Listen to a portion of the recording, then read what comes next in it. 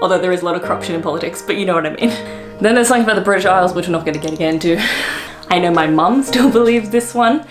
Hi guys and welcome back to my channel. If you're new around here, I'm Yvette and I moved to the UK over 2 years ago and I'm documenting my experiences. And today I thought we'd take it old school, go for more of a traditional standing in front of the mantle type video. And today I thought we would go through the top 10 lies you believe about Britain. So I found this and I thought it was interesting because there was some that I did know, but I thought I'll put in the video anyway because not everyone knows everything. I learnt it at some point, and then there was other things that when I was writing this that genuinely did surprise me, so I was like, I have to share this because I think even Brits wouldn't know this. So we'll jump into it. All the swans in the UK belong to the Queen, or all the swans in England belong to the Queen. There's some variants. That's not right. I genuinely believed that until I was doing this list. So essentially, a little girl wrote to the Queen asking if she could have one of the swans. Very cute. And then the Queen replied and told her the truth, which is that the Queen doesn't own every swan in the UK. She owns the swans on the Thames, and they're the unmuted, whatever the breed of swan is, on the Thames. So if you're in Yorkshire and there's a swan, she doesn't own it. It's an ongoing joke about, you know, killing a swan is treason. Maybe that is true, maybe I should put that on my list, but I assume it's not since she doesn't own all swans, unless you kill a swan on the Thames.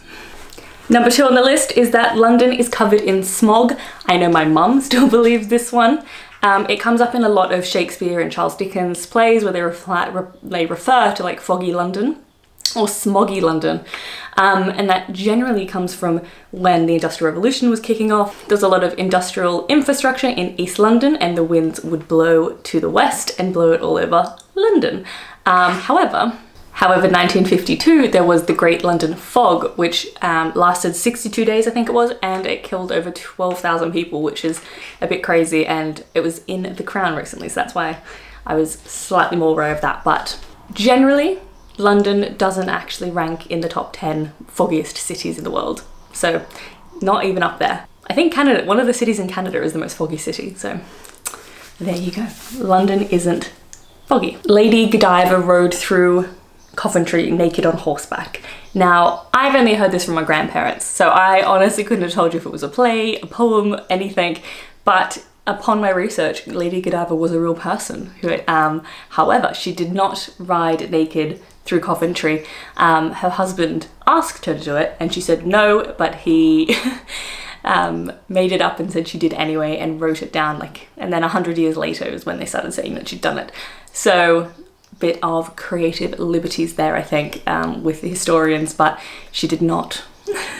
My next one is that England, the UK, and Great Britain are all the same, which I know I've had a tongue twist slip up and I have been reprimanded for it. But that is one of the worst mistakes you could probably make in the UK, specifically if you're talking to, you know, Irish people.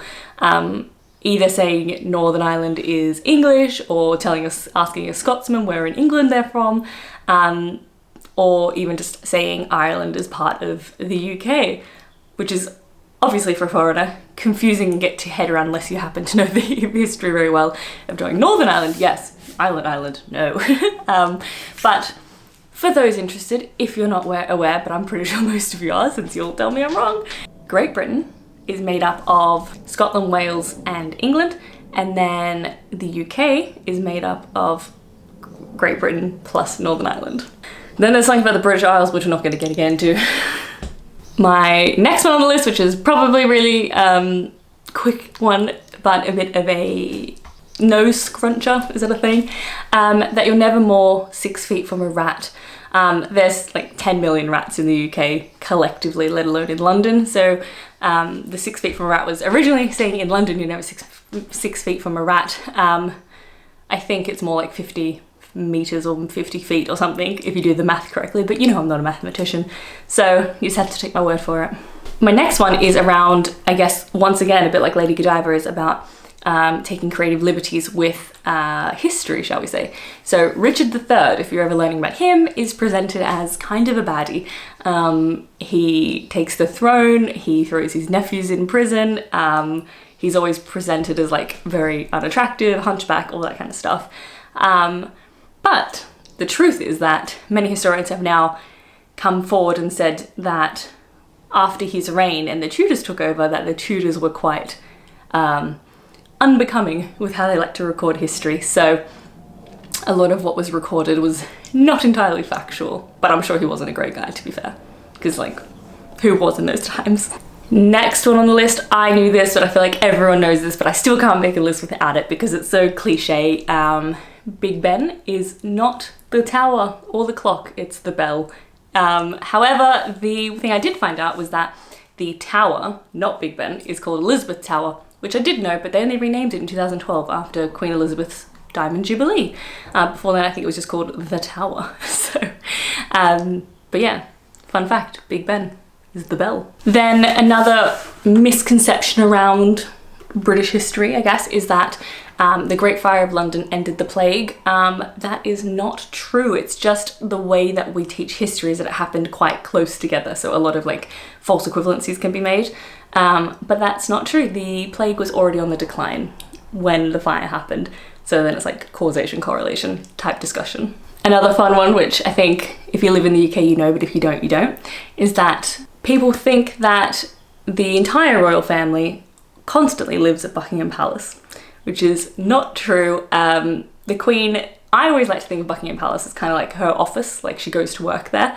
And there's a flag on top that tells you if she's in or not. Some people look to see if the Union Jack is on top and say that that's her, but that's not the right flag. You've got to look for the specific flag designated for the Queen to tell you where she is. And they'll fly that flag at whichever residence she is at, whether that's Buckingham or Kensington or Windsor, etc. I think she lives mostly at Windsor, if I'm correct.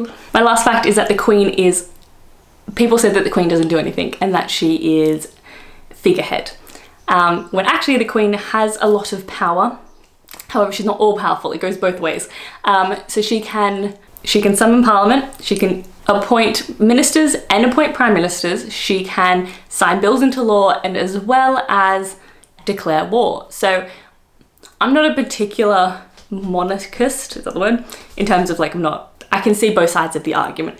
However, one thing I do like about the current system in the UK, while not perfect, I do like that you kind of have a safety net, you know, because they kind of have a mutual destruction in terms of if the Parliament and the Prime Minister goes off the deep end, like crazy authoritarian wartime, bad times, the Queen will step in and be like, no.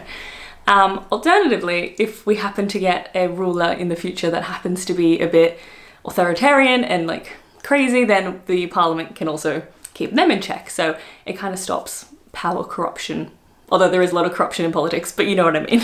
Hopefully nothing dramatic, shall we say. There you have it, that's the top 10 lies that you probably believe about Britain. So tell me in the comments below, did you know all of this, or were you tricked by some of these facts? Or did I teach you something new? Because I'd be very interested to know, because I know a lot of you are British, so obviously foreigners like myself would have been tricked a fair bit by these, but maybe it's all general knowledge. You tell me in the comments. If you enjoyed this video, give it a thumbs up. Remember to hit subscribe so I can see you next time. And thank you so much for watching. Bye.